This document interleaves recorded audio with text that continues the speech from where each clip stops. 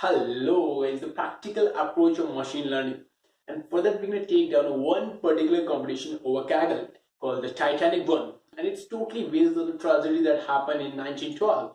So let's see what this competition is all about. So here we are in a Kaggle panel. See, the competition is open right now. Is a Titanic machine learning from disaster. There's so many rules, overview, data, kernel, all is being discussed in that particular competition. So let's look out each one of them, what this competition really is. So let's see, start from here. So if you are new to data science, basically this competition is mostly preferred by the beginner, and because this gave them a real boost in the machine learning journey. So if you're new, start with that particular competition. It's my suggestion and I'm suggesting that. So look down the competition and Kaggle prediction. So complete description, all about the description of this technique and which language is going to use. Basically, they explain all and each and everything. In the data section, you will see there's a two data sets are given, training data and test data here. You can download both of these, train and test data. We're going to talk about how we're going to use these two data sets. Then move on to the discussion panel and the kernel panel. See, all there were so many kernels are available over here. If you want to learn more, please check that all these, because there's a huge learning involved. If you want to learn more, look at these kernels. By the way, I'm going to discuss everything from the basics, and this lecture is going to be pretty long one. So be calm and just learn a lot, because huge knowledge in your way. So in the leaderboard, you'll see there's the rules of the competitions are given. See the rules, you can read out by yourself. The submission limit, the competition timeline, it's still going on. The timeline is started from 2012 and the deadline is not even decided. It means you can still participate in this competition and you can be in the top. So let's move to the overview and see. This is all about this. Now let's directly move to a Jupyter notebook. See, if you download the data set from data section, now we're gonna do what? We're gonna upload that data to a Jupyter notebook. By the way, I'm using Jupyter notebook. If you know about it, it's not that typical. So you just have to install Anaconda and that's all is working. So you can upload the data that we just downloaded from Titanic 1C here in the data section. Here the data is available for the training and testing. You will just download in your system, and from there you can upload these data set to your Jupyter notebook. See, in the upload, and then you will select the file, all is working. So let's start the competition. See, here we are given. So let's start with the history of this particular competition. So the Titanic competition is totally based on one of the most infamous shipwreck. The Titanic disaster happened in 1912. If you watch movie called Titanic, I think you are not much aware about what all things that happened. It's all about that around 2,200 people boarded on a ship, and that ship collides with the iceberg, and around 1,500 people die in that particular tragedy. So that's what we're going to discuss. So this is about the history. Now what particular we need to do in this challenge? Means we are giving two data set, training and test. So what do we need to do? In the test data set, we are giving all the data set. There's one particular column called survival, which is missing in the test data set, but it is present in training data set. So I'll show you what I mean to say. So before that, let's start importing some necessary libraries in the beginning. Import NumPy. NumPy is a general processing library, basically used for calculations so many times. And next we're gonna import Panda. Panda is a data manipulation and data analysis library. It's really useful. You're gonna see how we are using Panda. Most of the things that we're gonna perform in this particular competition, all is done through Panda. See what I'm gonna say. Then we're gonna import some libraries for visualization like Seaborn or Matplotlib. Let's import each of them.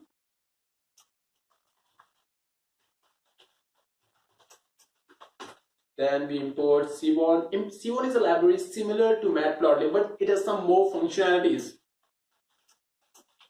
So we import all these prerequisite libraries. Now let's initiate the graphing. So for that, I'm going to say like, now it's time to start. So for now, say percent Matplotlib inline. What it's gonna do? It's gonna create a backend for Matplotlib in the Jupyter notebook. So let's compile each of these libraries and move to the next one. Awesome. Oh, it's a matplot. Yeah, it's a Matplotlib. Run it. See, all things are working. Okay, now let's read out these two given data set, training and test data set. So for that, we're gonna use Panda library, say train. In the train data set, we're gonna hold all the training data sets, say pd.read csv, and it's a way to read the CSV file in using Panda. So I'll say train.csv. The training file is stored with this name. Now let's read it and then say, see, this is our data set and it consists of multiple rows and multiple columns. Similarly, we're going to read out the data set called test. Now, before that, let's check out the number of columns and rows present in the data set. Say train dot run it. It says 891 rows are present in our data set and 12 columns. Similarly, we'll say, let's read out the training test data set.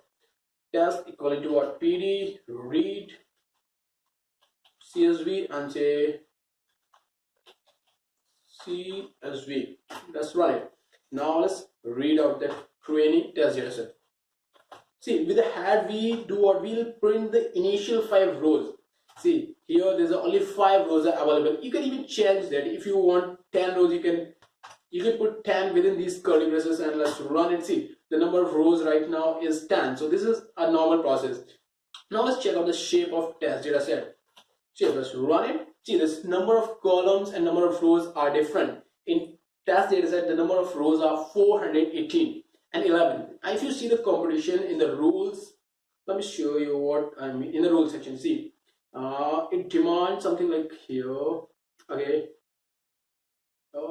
No, it's not available in the rule. It's in the overview, evaluation. So how we gonna evaluate that competition? See, in the submission file format, see, it says that 400 entries need to be in the submission file. What I'm talking about, I'll show you. So these are the rows and columns. Now it's time to merge both of these data sets. So in case we can use it, now let's merge both of these data sets in a new data frame called data.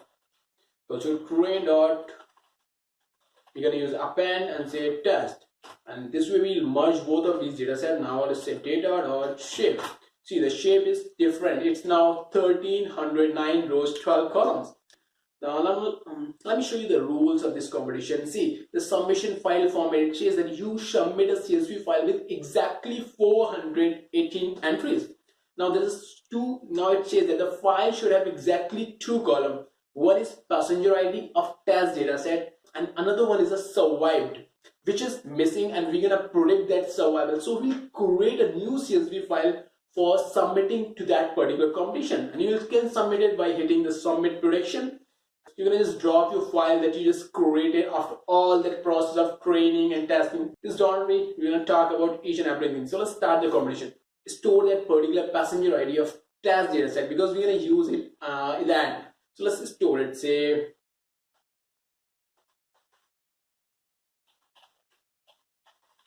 it goes to our test, say passenger ID, and we're gonna store that passenger ID in a new variable called passenger ID. So in the end, we're gonna create a 2-column passenger ID and survival, and then we'll submit that to the competition. So now let's do one thing is that let's read out. See, this is our train data set. See, the training data set consists of passenger column and index column. Both are similar. So instead of using that particular index column, we're gonna do what? We're gonna replace that index column with the passenger ID of both data set, like train and test. So let's set these columns as a. So let's do like train dot set index, and we'll put the index is equivalent to what? Index is gonna be if you did this. Say index is going to be what? Passenger ID is going to be the new index, and we'll say in place equals to true. Why we are using in place? Because if we didn't do that, then the changes are going to be restricted to that particular line, and we want that these changes will be flow out through the whole code. So that's why we are using in place is equals to true. So let's run it. It's in place. Similarly, we're going to change the index of test data set. We'll say test dot set index, and we'll say index is equals to passenger ID and say true. And let's run both of these data set. Now let's read. Say, so let's say train dot head. Let's see what are the changes. See, the index column is now passenger ID. So similarly in case of test data set, I think same thing is going to be happen in test data set. Let's see the test one. Oh, come on. So we'll say test head and let's run it. See, the passenger ID is going to be the new index. So now let's talk about all these features given in the form of column. So you'll see there's a two given data set, training and test. Each one of them consists different features. Let's talk about these features. The survival means whether a particular passenger is going to be survived, or if not, 0 means no, 1 means yes. And P class, different class, passengers are traveling on a different class on that particular ship. And sex, age, siblings or a spouse, parents or children, whether a passenger is traveling alone or with the siblings or a spouse, that's what they're going to say. Ticket, fare, cabin section, and embarked, and P class. So this is all about features that are given in the training data set. You will see that there are, let's see, let me show you one thing. Like if I run it, you will see there's a many values like NA, and in the cabin section you will see there's a values called NA, and this means not a number, and these values are the missing value in our data set, and we have to replace all these missing values. So let me show you how many missing value present in a training and test data set. Let's say train dot is, this way we'll find the number of missing value in each column, and then we say sum, we'll sum them each. Now see, the missing value present in an A's column are 177, while the cabin section is 637. In the embark section there is a 2 missing value. So this is about training data set. Let's talk about test data set. Null, run it. In the test data set, the age consists of 86 missing values, and the cabin consists of 327 missing values. So we're gonna work on each of these missing values. So why the treatment of missing values are required, we're gonna talk about it. So before that, let's check the different kind of data types are available, like integer, string, object. So we'll say train dot data type.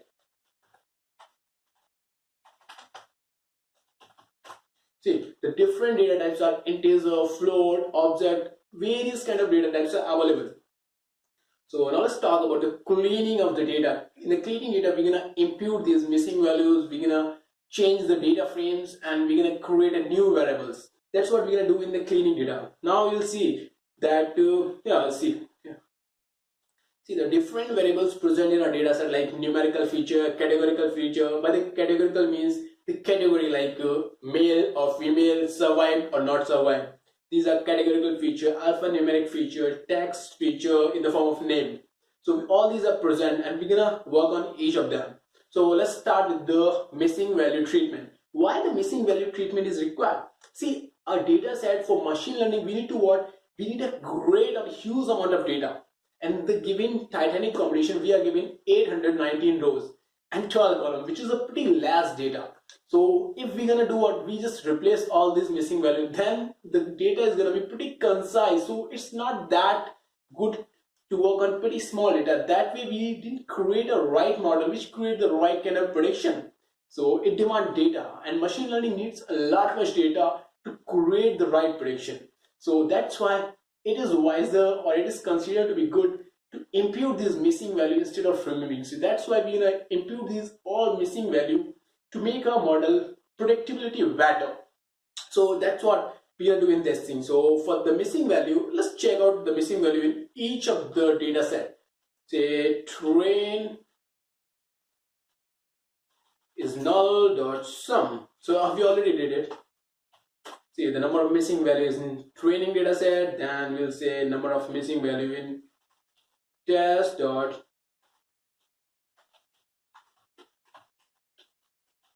in the test data set. Let's run it. See the number of missing values in each of these data set. What if I say that let's visualize or let's picturize this missing value? For that, I'm going to use a library called Missingo, which is my favorite one, and let's say import the library. Say import Missingo and as mn. Now we're gonna plot these all missing values, all the data sets. Say mn dot matrix train, and let's run it. Oh, see, it plot all the values. In the different section you will see there's a different values, and the white line represent the number of missing value. You will see in the cabin section it consists around all around the white line, while in the A section there's a few one. In the embark section you can see there's a 2 white lines that present, means 2 missing value. It's a pretty good library. You can use it right now for yourself to visualize all that thing. So now it's time for imputing this missing value. What do we gonna do? For that I'm gonna use an imputer class of scikit-learn. So let's impute that imputer class, then I'm gonna explain what it's really gonna do. Say from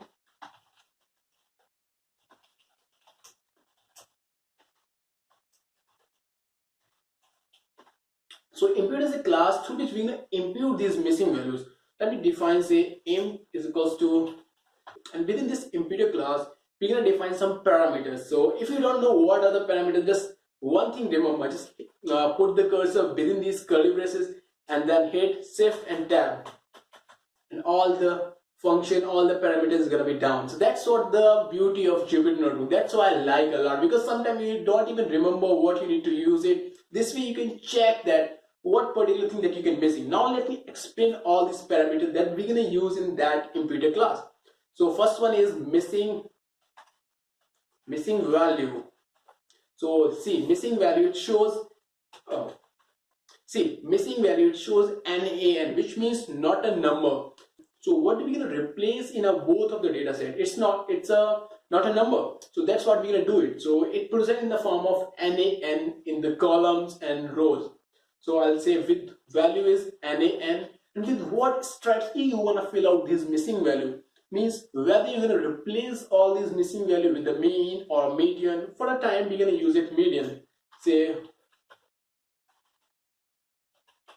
strategy is equals to what? Say let's use median, and then through which axis you want to do all those things. You want to do all those things within a column, because there's a missing value present in each of the column.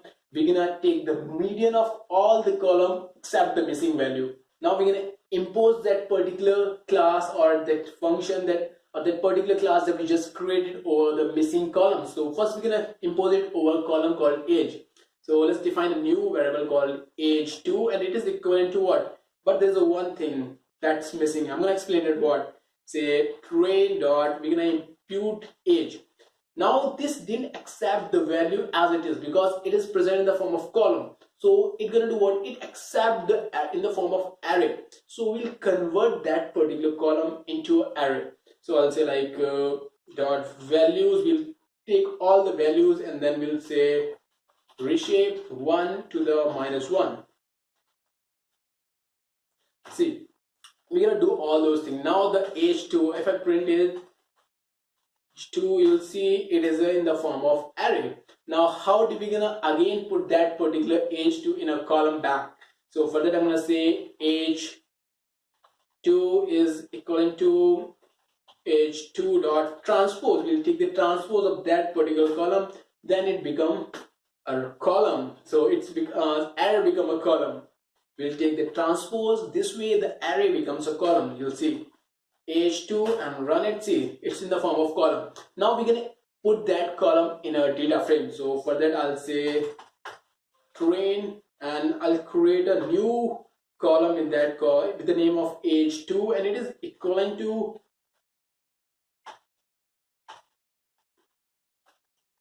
age2. See, this way we create a new column in our data set. Now let's see the changes. Run it. See, the age column is in our data set. With the same strategy we're gonna impute in the training set. So I'll say something like age2 again, age2 with a test, and it is equivalent to what? Say imp dot fit transform, and then say, oh, it's a test dot test. Within that we'll define age column and dot values reshape and say 1, and we'll similar thing we have done in test column. Now we'll create another column called age test, and it is equivalent to what? It is equivalent to age test dot transpose. Now let's create a new column in our data frame called test, and say define a new feature called age train, and it is equivalent to what? Age test. Oh, it's a test. That's what in the training data set. Now test dot head. So that's what the changes in the test data set. We create a new column test called age test. Now it's time for null value. Now let's check again how many null values present in both of the data set. Say train dot is null dot sum. We'll sum all the values. See, number of missing value is it's similar like, but you'll see there is a column called age2 which consists 0 missing value. So what we're gonna do, we're gonna drop those age column in both of data set, training and test. Now it's time for filling that embarked and cabin section. So how are we gonna fill that? And for filling the embarked section, we're gonna use a different strategy. Let me show you what I mean. I'll say train dot, let's calculate the number of values or different category values present in that particular data set. Say value counts. Let's run it. See the number of different values like S, C, Q. These are the categories that are present, and out of all, the S is the most happening category in that particular column. So what we're gonna do, we're gonna fill out these missing values with that particular category. So let's do something called train and do dot fill an A, and we'll say with S, and we're gonna fill in the embarked column dot say with the S, and in place 2. Let's run it. Now let's see the number of missing value present in the data set. Say train dot is sum, and now see the number of missing value is gonna be decreased. The embarked section have no missing value, while the A section have no missing value because it's gonna be dropped pretty soon. Now let's talk about the cabin section for both training and testing data set. So before, let's fill the missing value in the test one. Say test dot, see number of missing value in the test one is fare is still missing, so we're going to replace that fare with the median of all the fare present in our test data set. So I'll say like test dot, and we're going to replace that missing value with the mean of all the fare column. So I'll say test dot to, we'll take the mean and we'll fill that value with that particular mean. Now I'll say like true, and let's run it. Now it's time for seeing that how many missing value in our data set, because we'll do each and everything. I think the only one thing is remaining, it's cabin section. So let's check out once again. See here, I'll do something like train dot null dot sum. It's a training data set, and within training data set we have only one value to deal with. It's a cabin section. So in the test data set we'll say test dot sum. See, in the test data set we have only to deal with the cabin section. Now what about that particular column? See, for that thing I'll tell you one thing. For this we're gonna drop that cabin column out of our data frame. Why? Because it has a more than 80% or near about 80% missing value. So in case if you feel like that data like 80% of value is missing in your data frame, so it is considered to be drop it. Otherwise it's gonna create a wise model. So we didn't want to create a model which didn't have a lot good productivity. So we're gonna do what? We're gonna drop that. So we have to draw two columns right now. A is because we already created another variant of age column in the name of age test, and in training data set it is in the name of age2. So we'll drop these two columns called age and cabin section. So let's drop each of them in a both data set. Train, and say train dot drop, and what we want to drop? We want to drop what? Age, say in place is equals to true. Similar thing gonna be in test dot drop, and what we, it's a age and cabin section too. So we need to consider two columns. age, comma, it's a cabin. Let's drop each of these column. Let's copy it. See, and same thing is going to be in here and paste it over here. Okay, all is done. So we are done with that. See, now let's run it. Oh, something is missing. I think what it is, age and cap. Oh, it's, oh, we didn't define the axis, so we'll say see, both of these columns is now we'll drop all these columns. Now let's check out again number of missing value in our data set. See why I'm forcing a lot on these missing value. You know what? Because this way we define our model. This is the basic beginning step to creating a better model. So let's check that and say train dot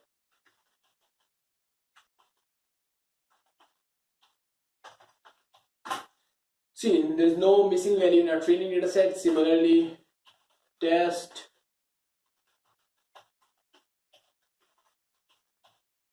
no missing value in a test data set. Now let's talk about different. Now let's again see. See, this is our test data set. Now all the missing values are replaced with some certain values. Now it's time for transforming the sex column. You will see the sex column is present in the form of male and female. We're gonna do what? We're gonna transform these string to integer. So for that I'm gonna use called train dot sex and wait. For that I'm gonna say train and we want to replace the sex column with a new one. Say it's like sex and we'll make it equivalent to what? Say train dot sex dot apply, and through this we're gonna apply a function called anonymous function called lambda function. Say lambda x is equals to 0 if female, it's female, else 1. I think it is right.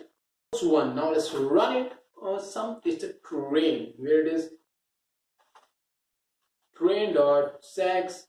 Oh, it's capital. See, all the columns are being replaced from string to an integer, which is really good because we can't train our model on this string. It's a classification model. It's a classifier model where we have two categories to predict whether the person is going to survive or die. So it is wiser to consider that or transform all the given data in the form of real number. So that's what we are doing right now. Now we are transforming the data into different shape. Oh, it's pretty huge. Now let's do something. Now let's replicate. We already replicate all the changes, so we need not to do. Now let's talk about the removing outliner. So what is this outliner? So basically outliner is that extreme value which deviates from the normal behavior of rest of the data. So you'll see in the graph all the data points supposed to be in the proportion with the x and y axis, excepting that one particular data point. And we have to remove that particular data point. That's what we're gonna deal in that outliner. How do you gonna detect the outliner? For that I'm gonna tell you my strategy how I detect outliner. For that I use box plot. Say plot, and within that box plot we'll define, say just hit shift and tab, it will show you what you need to fill. The x is equals to what? We'll say x is equivalent to survived, and y is equivalent to what? Y is equals to fear. Now next one we need to do, define the data. Data is equals to train. Now let's plot them. See, so box plot is basically, you will see from top to bottom the distribution is that the box, you will see it represent the quantile. The minimum one shows the minimum value, the line shows the medium, the upper one shows the maximum, and the remaining whiskers, these are the outliner. So we need to deal with all these outliners. So we're gonna do what? We're gonna remove that particular outliner. So for that I'm gonna say train and underscore fear. We say that this fear contained train, and within that we'll say fear, and we say fear, we're gonna consider all the fear less than 400. This way we didn't consider the point that is beyond 400 range. Say 0 400. So we'll define it. Let's run it. Now the outline is removed from our data set. So now let's move to the exploratory data analysis, the heart of the machine learning. Through this, we'll explain what is all data all about. So let me explain more about what this exploratory data analysis. Through this, we'll get a bit deeper and deeper in our data set. We'll see how one feature related to other. So let's talk about that thing. So let's first say train. This way we'll describe a whole data set. See, it says generate a descriptive statics or summary or central tendencies. You will see the whole data set like survival, P class, sank, siblings, part, and here you will see minimum, maximum, 75% or count. All the descriptive summary is available. Now let's talk about the dependency of one variable or other variable. How one particular variable affect the remaining one. So for that we're going to use a group by class of panda. Let's say like train dot group by, and we'll say group by what? Survive, and then we'll find the mean of the all data set. All them are. So next one we create another group, say train dot group y, and we'll say sex, and then we'll take the mean. Now let's run it. Now let's explain what all these two are. You will see over here that in the first group section called survival, you will see there is a 31 passenger in this tragedy survived. You will see over here it's called 0.31. Only 31% passenger is going to survive in that particular tragedy. So this is what it explained. And the next one, sex, we're gonna get to know about how many males or females survive. 0 means female while the 1 means male. So you'll see in that tragedy 74% female survive while only 18% male survive. Trust me, this is the data. Okay, that's our data. And what could be the reason that women survive a lot compared to men? This shows the protective nature of man. When man is struggling with the family or the kids, they just look after for the family first, and the end they try to save them. So that's what happened in the case of Titanic. See, suppose someone is traveling with the wife, with the kids, so they have to run for save them first, then themselves. That could be the reason. That's what I think. Being a man, I can say that's what really happened over there. And I'm not joking. Seriously, if you need an example, just go and talk to your dad. What he's gonna do, he'll tell you what he's gonna do in that particular situation. Now let's create a correlation plot. So correlation plot is what? It gonna explains the how one variable or how other variables are related to each other.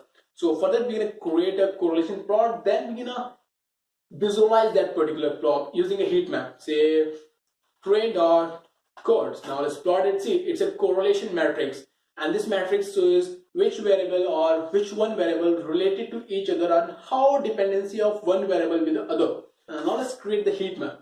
With heat map, we're gonna do what? We're gonna take out all these matrix value of correlation, and we're gonna visualize them in a pictorial way. So for that, let's create a first subplot. I'll say dot plots and define the figure size. I generally use 15 by 8, and let's run it. See, it's a figure size. It defines the size of the whole plot. Now let's fill out these matrix value in that particular plot. Say SNS dot heat map and say train dot core, and within that we're gonna do what? Anode. You'll see what I'm doing right now pretty soon. Anode is equals to true, and then we'll say color map. It's a C map, actually, a C map, and let's run it. See, this is a plot. Now let's talk about what this anode gonna do. Anode gonna do what? It put all the values in those columns or rectangular blocks, while C map is a color map coding. Which coding you're gonna use? You can use different ones. So this will be visualize it. Now let's see what are the outcomes of that particular correlation graph. Let's go down and see. There's a positively correlated feature like fear and survive here. You'll see fear and survive are positively correlated. And next one is that negative correlation feature. So positive correlated feature shows that fear and survive are correlated with each other, which means that if you pay high, the survival rate is more. Now let's talk about negative correlation, like fear and P class, all are negatively correlated. See, this is all about correlation. Now let's create a variable relation and visualize them. So for that, the first one is like ns dot, we're gonna use var plot for that, and say x is equals to what? Sex, and y is equals to survive, and we're gonna take all these columns from our data equals to train. Just run it. See, this is what happened. In this down section, you will see the 0 means female and 1 means male. Number of males survive and number of females survive. You will see that's what we suspected. We already discussed about that. Why males survive more? Sorry, females survive more compared to male. So next we're gonna draw another graph or another plot for P class and survive. Means when a passenger is traveling in a first class, that means he paid more and the survival of that particular passenger. So I'll say like SNS dot what dot and say x is equals to P class and y is equals to what? To survive, and data is equals to train.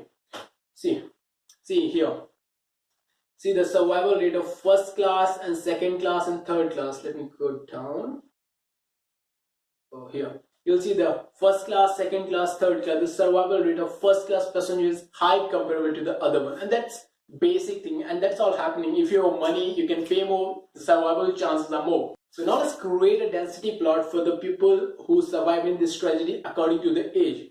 For that, I'm going to create a two plot. First, I'm going to create a plot for the people who die, and then over that plot we're going to overlap another one. So let's see how we do it. For KD plot is basically we are using for density plot. Say train. See, this is a plot for people who die in the tragedy. Now again we're gonna create another plot which gonna overlap that plot. So let's copy it instead of doing again. Let's plot it. Now this plot is for what? It's gonna be for the people who survive in this tragedy. So we're gonna replace this and then we will say equivalent to what? Survive. See, oh, it needs to be the blue color. We'll say it is blue. See, now the plot you can see. So in this plot you'll see there's nothing new. The KD plot is equals to a density plot, and in this plot we'll see what, except the very left portion, you will see there's a bump like this, and this shows the children and infants are the priorities of the people. So they save them first, then they look for others. Now let's talk about the feature engineering. So feature engineering hold an important place. So we'll do what? See, we'll discuss gathering the data, cleaning the data. Now we are in the third step called feature engineering. So, and this is a pretty important step. Now, what this feature engineering is that? So let's do feature engineering right now. So here, what we're gonna do in the feature engineering, we'll create some new features. So first start with the family size. You will see in the data set, if I say again, say train.head. See, in the given data set, we are given like siblings, spouse, or parch. These two columns present. This shows that whether person is traveling with the siblings or parents or children. This shows a person is traveling with the family. So we're going to create a new feature called family size. So let's create that.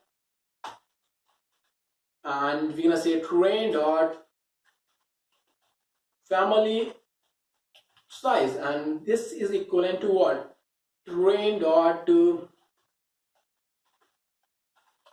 we add these two features and then say train and we add one. Now why we add that one?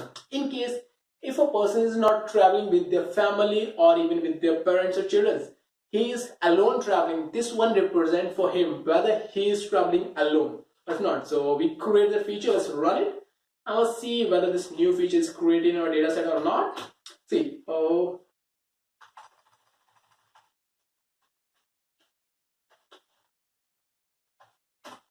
see that family size feature is available in our data set. We are create a new function called dev and family group, and with this family group we're going to categorize that family size column. Size and argument equals to size and say a is equals to what? It's a empty string.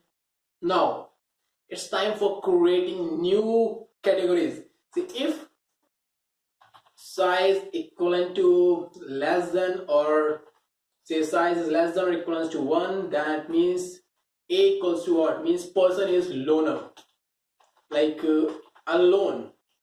Same thing is that if size is less than or equals to 4, a equivalent to what? To small, and if a family size is more than 4, that means the family is large. So say als, say a equals to what, large. Now we create that function and we returned a. So here we create a function of family group. Now we're gonna map that function into that family size feature. This way we create 3 new feature out of one particular feature. So that's what feature engineering is. So we'll create a new feature called train and name family group, and that family group is equivalent to what, train dot to,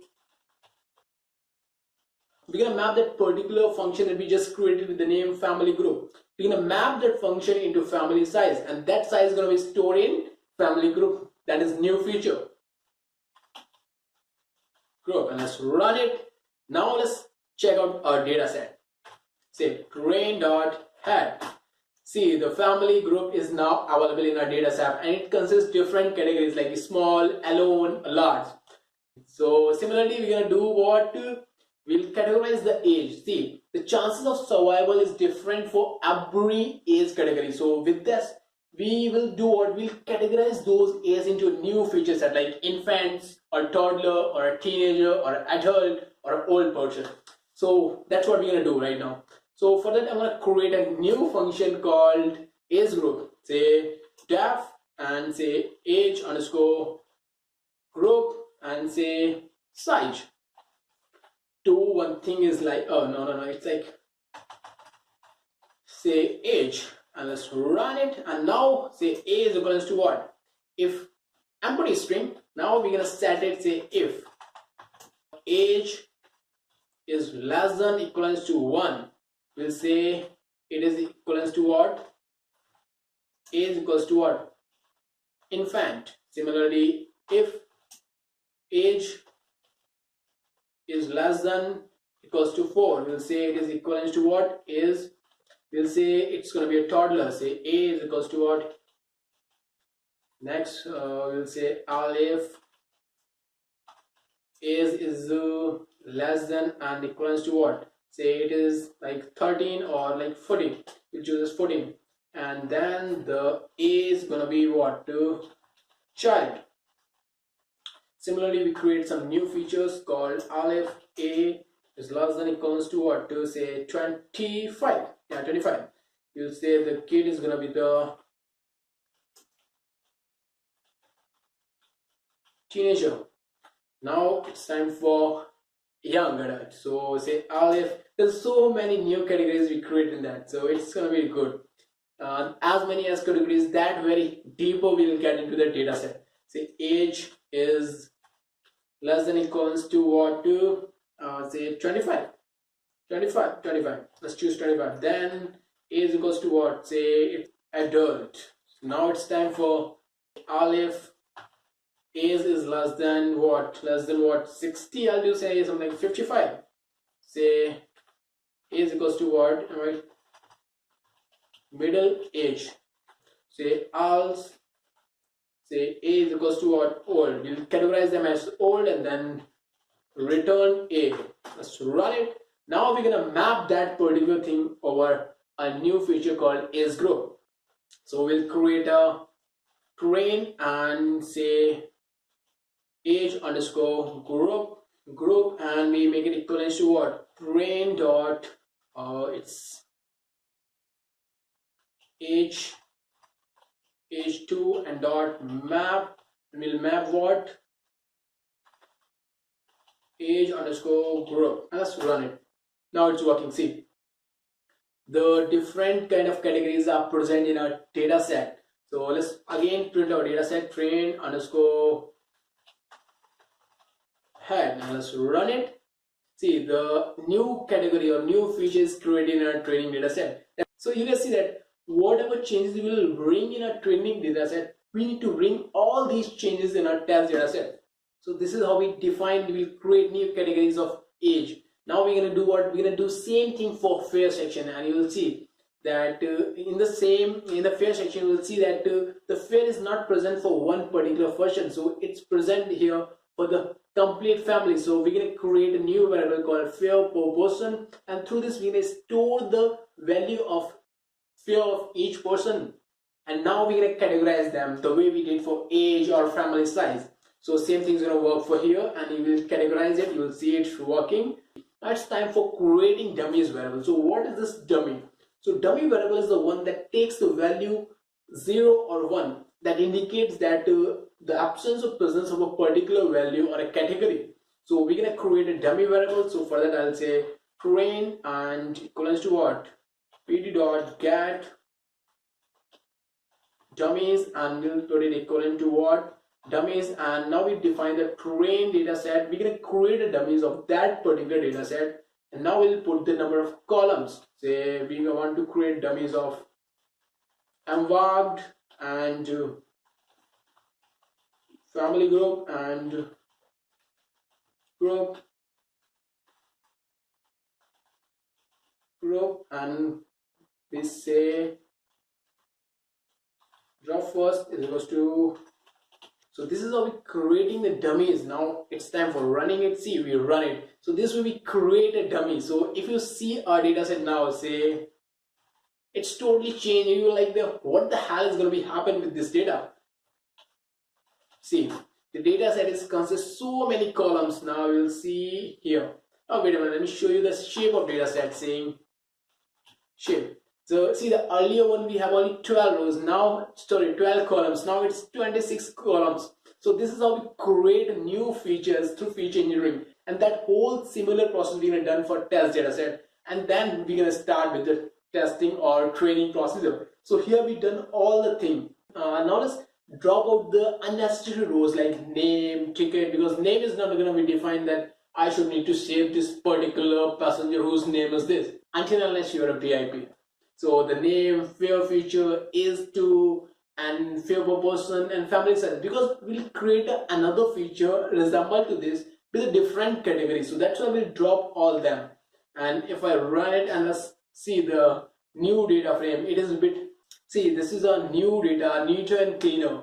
So it's one of the perfect way to create new data set and how we use feature engineering for creating new features. And that's what we're going to do right now. Now it's time for defining the model.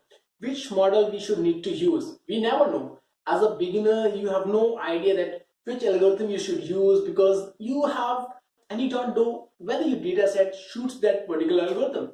For that, I'm going to do what? I'm going to train our data set on most of the better classifier algorithm like logistic regression, Gaussian knife weight, support vector machine, decision tree, k nearest neighbor. Each and every algorithm, we're going to run our data set over these algorithms, and then we'll do what? We'll picturize them. We'll create a prediction for each algorithm, that which algorithm perform better on that particular or that kind of data set.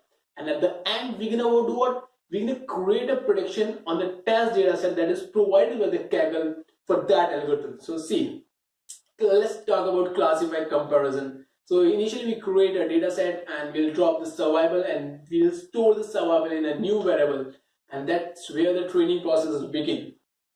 See, now start the comparison algorithm. So here we'll use so many algorithms. Here you will see that we'll use accuracy score as a parameter to compare all these algorithms. So you'll see we create a pipeline called classifier, which is store all these classifier like XCB classifier, random forest, and many other. In the end, we're going to create a new data frame which is going to predict that whether this algorithm perform best on that particular data or not. And that particular data consists two columns, the name of classifier and the prediction on that particular data. So we'll run them and let's see it. It's running and it's done. It's under the process of compilation. It's running and it's done.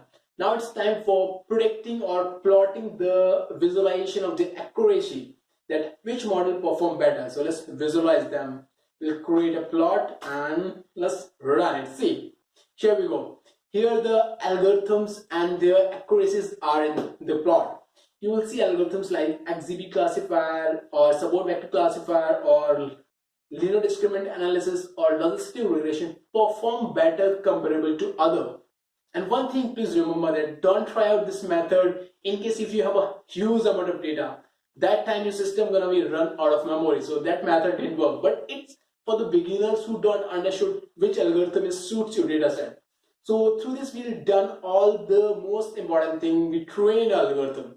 And over here you'll see we'll get so many models like random forest is here. See, random forest is also doing better. Now we're going to do what? Now we'll find out the parameter. So for that I'll directly take you to my own kernel over Kaggle based on Titanic, and you'll see here it is. After training we will do what? We create a list of algorithms which perform better. You'll see the logistical regression, the XGB classifier, the linear discriminant analysis, and other. And here we start the prediction process. We'll create a prediction for a test data set. So this is all the things, all the codes are available in the description. You can check that. So we'll create a prediction. Before that, we'll find the right kind of parameter. We'll use what? Grid search CV. And this one is the lengthy process. To find the right parameter for your algorithm is one of the most tedious work. So that's why I'm not showing you how to do it, because it's really going to take a lot much time. Trust me. I don't still remember that how long does it took, but I remember that it took a lot much time. So that's why I'm directly showing you that these are the parameters that we find through grid search CV.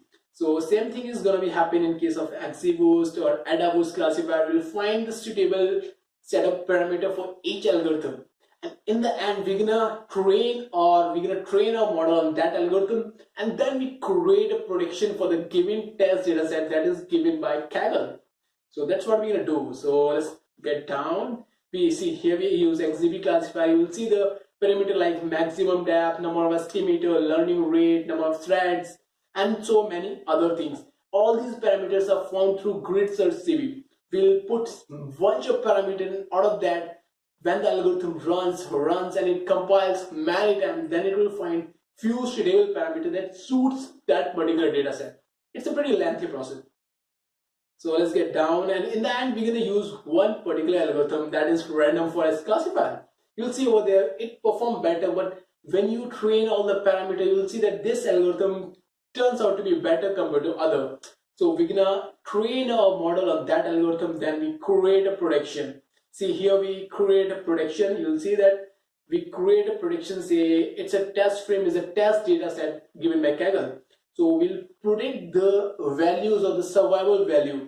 And why predict is the value of all the people who survived or not in a test data set. Now it's time for submitting that particular test data set with its proper passenger ID. So we do what? We create a new data frame called pd.dataframe, and the passenger ID is going to be passenger ID that we earlier saved in the very beginning of the lecture, and the survivor is going to be the ypredict. And we do one thing is that, see here we create a new CSV file and we store it. Now it's time for submitting this CSV file to Kaggle to see how our model that we create perform. And for that we're going to do what? We directly go to Kaggle, and here is the submit prediction. We'll click it, and here we'll drag and drop your CSV file that we just created, that one. Okay, right now it's a working submission.csv, and we'll submit it. According to that we'll get the result, and that result will be found in the leaderboard. You'll click the leaderboard, you will find your result from top to bottom where you lie. So this is, I'm not sure about it, the code I'm giving you, I'm not sure about it, but it will lie you among 20% in the leaderboard, which is really good. Which is really good if you're beginning. So this is all about the Titanic competition, and it is pretty famous. Around 10,000 people participating in it. If you want to win, please go and participate in that. And I'll provide all the link, all the code to you. You can learn a lot much through that. All the links that I'm talking about, that how you begin with the Kaggle. Recently I created a blog on that. I'll put the link in the description. Please check that out. Blog of Kaggle, blog of Titanic, all the other necessary information will be available in the description. Please check them. And if you have any question, please let me in the comment section regarding that particular kernel or regarding Kaggle. I'll answer them surely. And that's it. That's for today's lectures. Thanks for watching. See you in the next video.